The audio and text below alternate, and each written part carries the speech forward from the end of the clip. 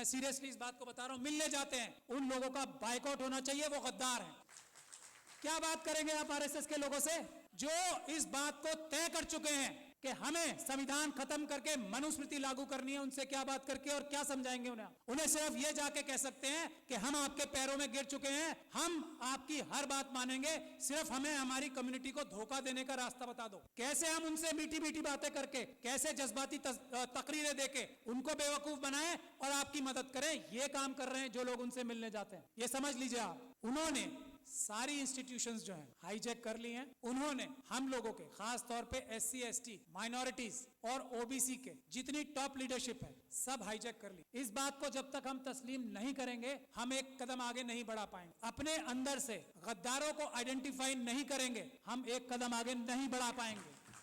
सबसे पहला काम है, हम लोग इतने कमजोर नहीं हैं, समझ लीजिए आप, ये गद्दार हैं जो हमारे पैरों में बेड़ियां बांध रहे हैं। आइडेंटिफाई कीजिए उन गद्दारों को जो डायरेक्टली या इनडायरेक्टली ये बोलते हैं कि हेमंत बिस्वा शर्मा एक बहुत अच्छा चीफ मिनिस्टर है। आइडेंटिफाई कीजिए ऐसे लोगों को और उनको पनिश कीजिए, उनका सोशल बाइकआउट कीजिए। ये तो हम आराम से कर सकते हैं। दो रास्ते हैं, कोर्ट का रास्ता है, लेकिन सुप्रीम कोर्ट वो रास्ता नहीं है। कोर्ट का रास्ता जब है जब हम बहुत सारे केसेस, रोज ये पूरे देश को लूट के खा रहे हैं आरएसएस और बीजेपी के लोग, हम multiple cases grass root level पे बहुत सारी जगह पे करें, एक एक आइडेंटिफाई करें आरएसएस के कार्यकर्ता को कि कौन स्कूटर पे चलता था और आज मर्सिडीज में चल रहा है, उसको आइडेंटिफाई करें, उसके खिलाफ करप्शन के केसेस करें। ये एक काम करना होगा हमें। दूसरा, अगर हम पीसफुल प्रोटेस्ट करके जेलों में जाने के लिए तैयार नहीं है तो ये सब बातें बेकार हैं। अगर हम लाठी खाकर जेलों में जाने को तैयार नहीं है, अगर हम गोली खाकर जेलों में जाने को तैयार नहीं है तो ये सब चीजें बेकार हैं। ये चाहते हैं कि ये हम करते रहें और वो जो काम कर रहे हैं वो करते रहें। तो पहला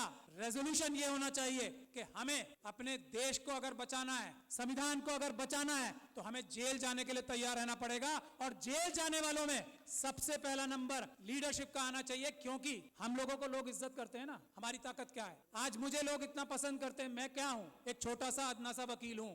आज लाखों लोग मुझे सपोर्ट करते हैं, वो मेरी ताकत है। नहीं तो मेरी औकात और हैसियत नहीं है कि मैं चूं भी कर जाऊं इन लोगों के सामने। ये समझ लीजिए आप। और ये बात तस्लीम हमारे सारे एमपी एमएलए, बड़ी बड़ी तंजीमों के लीडर्स को करना चाहिए। उनकी अपनी जाती हैसियत और औकात किसी की नहीं है, मैं इस बात को तस्लीम करता हूं। आज अगर हम लोग इतनी जोर से बोल पा रहे हैं तो हमारे पीछे लोगों की ताकत है, उसकी वजह से हमें उन्हें धोखा नहीं देना चाहिए। जो अपने आप को जितना बड़ा लीडर समझता है उसे जेल जाने के लिए, गोली खाने के लिए, लाठी खाने के लिए सबसे पहले तैयार होना चाहिए आज। और जो ऐसा नहीं करता, जो इसके लिए बहानेबाजी करता है, मसलियत बताता है कि ये मसलियतन जो है ना, लफ्ज बोलने वाला गद्दार है। मसलियतन ये नहीं बोलेंगे कि मैं जेल जा रहा हूं, मसलियतन हमें प्रोटेस्ट नहीं करना चाहिए। गद्दार, बेईमान, ये हमें बोलना पड़ेगा खुल के। एक बात। दूसरी बात, ये हमारा सबसे पहला इशू आर्टिकल 1 होना चाहिए कॉन्स्टिट्यूशन का। आर्टिकल 1 क्या है? भारत की जो सीमाएं है ना उसको अक्षुण्ण रखना। चाइना 2000 किलोमीटर हमारी जगह खा गया है। हम किसी और मुद्दे पे बात नहीं करेंगे,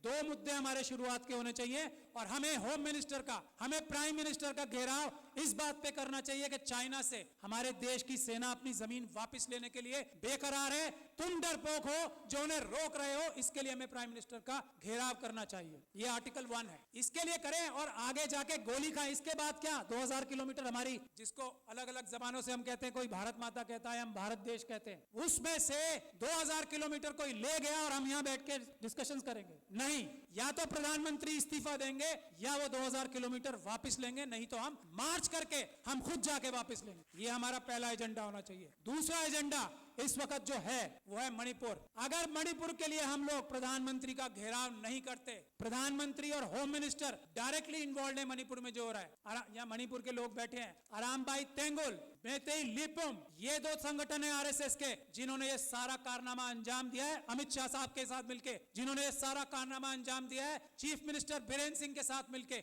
मेटिकुलस प्लानिंग से एक एक काम हुआ है। वहां पे कुछ भी स्पॉन्टेनियस नहीं हुआ है। जब तक हम इस बात के लिए कार्रवाई नहीं करेंगे, और ये जो सुप्रीम कोर्ट में कार्रवाई अभी चल रही है उससे कुछ होने वाला नहीं, कुछ नहीं होने वाला। मैं एज लॉयर सुप्रीम कोर्ट आपको बता रहा हूं, कुछ नहीं होगा।